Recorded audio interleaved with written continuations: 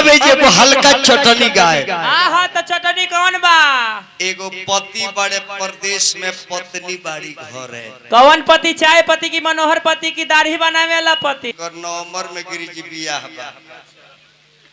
ते जाना औरतिया से बियाह करे वाला बड़ी। हाँ ओकर कौन पति बनबो? दाढ़ी बनावे वाला बुझली। तब तो ओकर दाढ़ी बनइबो। हाँ हाँ मसाज उसाज कइए लेबो। हाँ जी। ब्लीचिंग। हाँ हाँ आईब्रो। हाँ आई न रहुओ के कह दी। तो हमार कलम काट दो। सवेरे सैलून पर बहुत लामा नगो तो मैं कलम काटिए दो। हजामत हमार ना बन। हमार कलम काट दो। 10 बार के मुछिया काट दो। पागल कही के काहे रो तरु बैठ के 2 दिन से तरह ही आवत नहीं। जब देखो तनी जब लेवाही को के लौटत हैं तो तू रोते काहे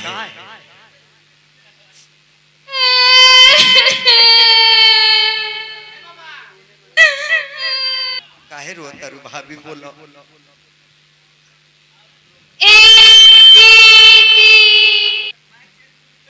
हम दीदी है हम भाभी कोनी है माने दे आदि हमरा के पूजा तरीका अब हालत दिमागी बड़े रे ए जी दीदी के चीन के ले लोग ही जीजा जी बड़े जबकि 3 भाई बड़े एक जना बड़कू कोइलरी में रहे छोटा आ दू जना साधु हो गए खाली और मन करे काहे रो तरु काहे उहा के 2 साल से पहले ढेर रोवा जाओ ढेर रोबू हमर मकई के बाल गिर जाई जहां पनिया लागल की ढाठवा गिरल राहुल मोचवा खींच लो दशरथ बाबा काहे रो तरु उहा के 2 साल से बहरा बनी हम कितना फोन पे कहत कि अब रउआ घरे आ जाई उहा के कहता नहीं फुर्सत नहीं थे 2 साल से तारे के छोड़ देले बा काउना घोण पड़ा से बियाह कइले बड़ी रे बतावे ये दशरथ भाई 2 साल से खेत परती बा कितना डाभली जाम कइलो ओए ओए मोथा जामल आरो डरे नइखे कोल्ले अबीर बाप रे दूध दूध तो जाला बतावा कम से कम नइखे बो तो कम तो घास जारा वाला ते पर दवाई छिनी 2 साल हो गए। अच्छा रोको हम फोन धराओ तनी हमार फोन उठा ली है आ तू उनका से बात करियो ओपन कर दे सुनत रहियो तनी मोबाइल दे तो हरी नंबर करबा नंबर ना पैसा मेरा बड़ी जे भातार के नंबर ने करे केकरा लगे नंबर बाबू देवर बबुआ लगे के हतार देव दया जी हाय घोण पड़ा सब तार देवर आई हां यह देवल लील गणास मिलल ये लील गणास लगी विधानसभा घुमावे। हां जाने में रोक फोन धराओ तन ए बबुआ तन नंबर ही का मरद के तो लिखो भौजी लिखो बोलो 0011 अक्षर में लिखे के पड़ेगा। हाँ जी विदेश में ना 0011 जबे लगैबू तबे बन जबे लगैबू तबे बन ओपन कर दे सुना जाता जाता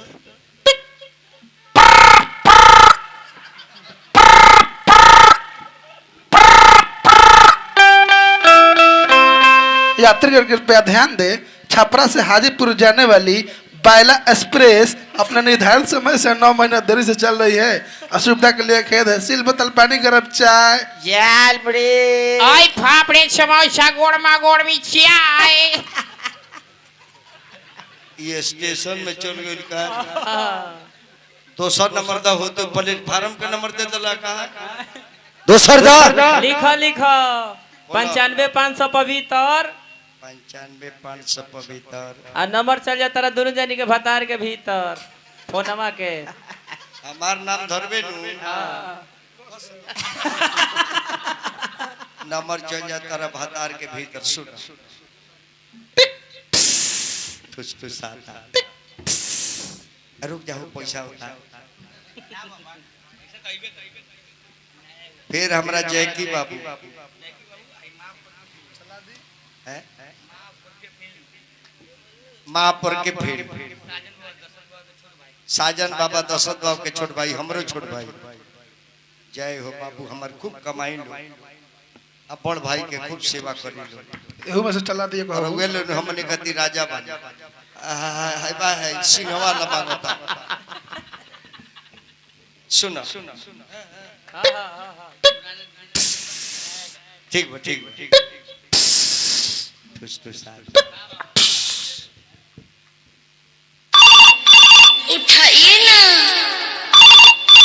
उठाइए ना तनी दशरथ बाबा के नंबरवा पर फोन करबो का भइल उहो का तो लगही न बड़े। हां ई फोनवा रिसीव कर ले बड़े का बोलता मोबाइलवा का बोलता उठाइए ना हां एकर मतलब जगह पुरानका बाव सिरवा ऊपर गइल बकारी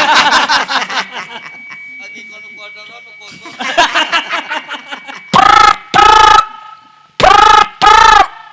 hello hello hello hello hello के बोलता नहीं अरे चिन्ह चिन्ह उहे गुल्ला गुल्ला ए जी रर गोर छुके गोर लागत नहीं तुला दोनों जानी हमार कुछ छुके गोड़ लगो आज भर आशीर्वाद बा माने गोसाई के बारात में इतना चालू हो गइल बा हां तोर कुछ छोके गोड़ लगी हम ई तोर कुछ छोके गोड़ लगी हट हम एके में तान न देबे हट देखई है आई हां छोटी कर खा आई लग में कपिला हाथ डाल दे 500 के खुला दे द हरी बा हमरा जयकी बाबू के दे द फोन देखो वीडियो कॉलिंग करता वीडियो कॉलिंग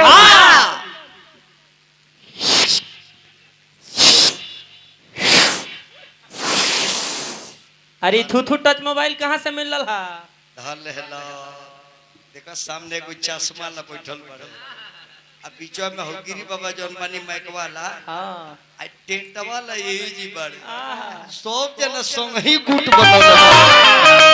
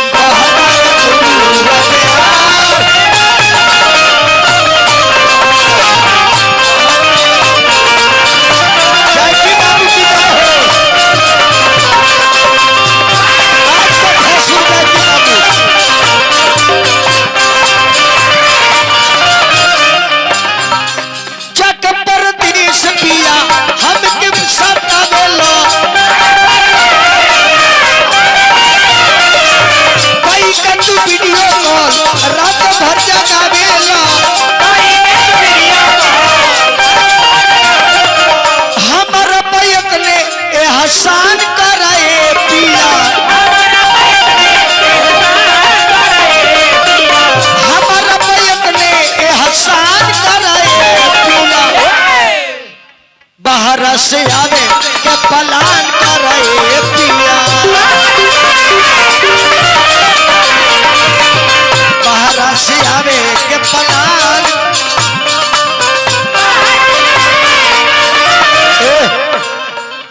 लोकेशन लगाओ तन देखो तनी कहां बड़े झूठ बोलता रे के साथ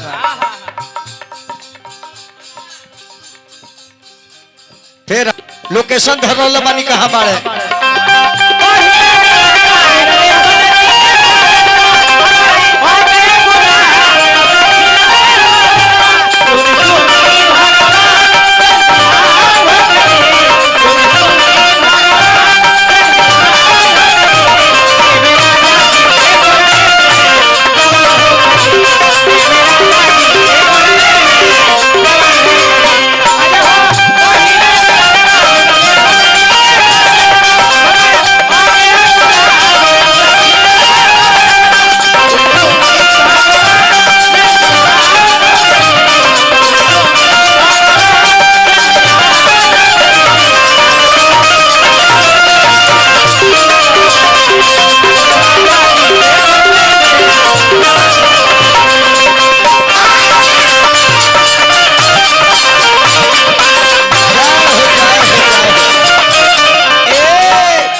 लोग पहले लोकेशन के हिसाब से पति के लगे पहुंचल बानी इससे पाए मारता हाँ का करतन ये दादा ए जी बैठल बड़ हम चारों ओर घूमे उहे हमें लेके आवा ऊपर चली तो घरे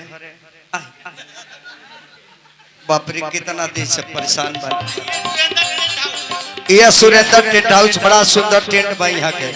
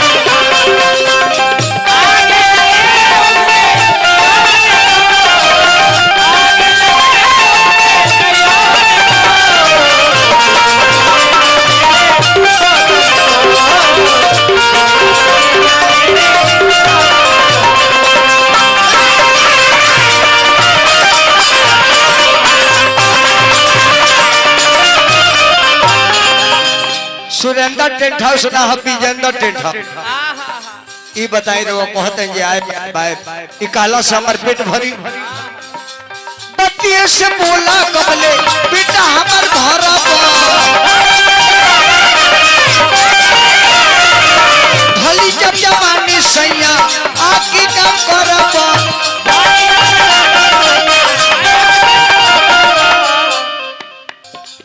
बतिये से बोला कबले बेटा हमर भरब बतिये से बोला कबले बेटा हमर भरब भली जब जवानी राजा आके का करब भली जब जवानी राजा आके का करब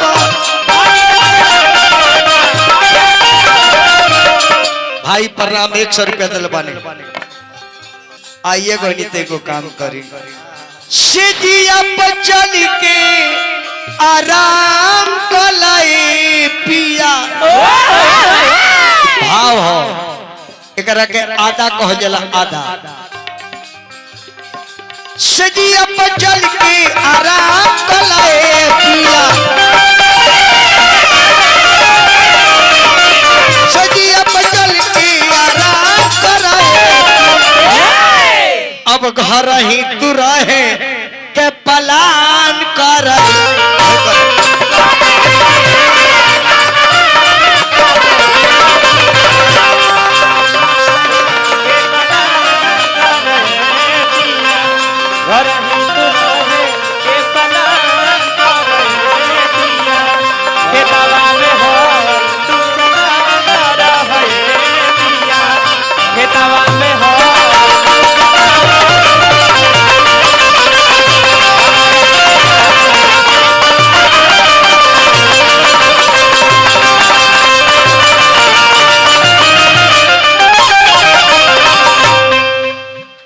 दिन के बाद तो एगो वही अतनी हम तेल ना लगाए अब रउआ जाई धान उन बोवा दी सुनी ना फिर शाम के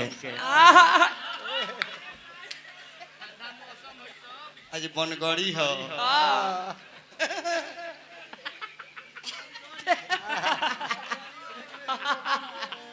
अब में हरी के नाम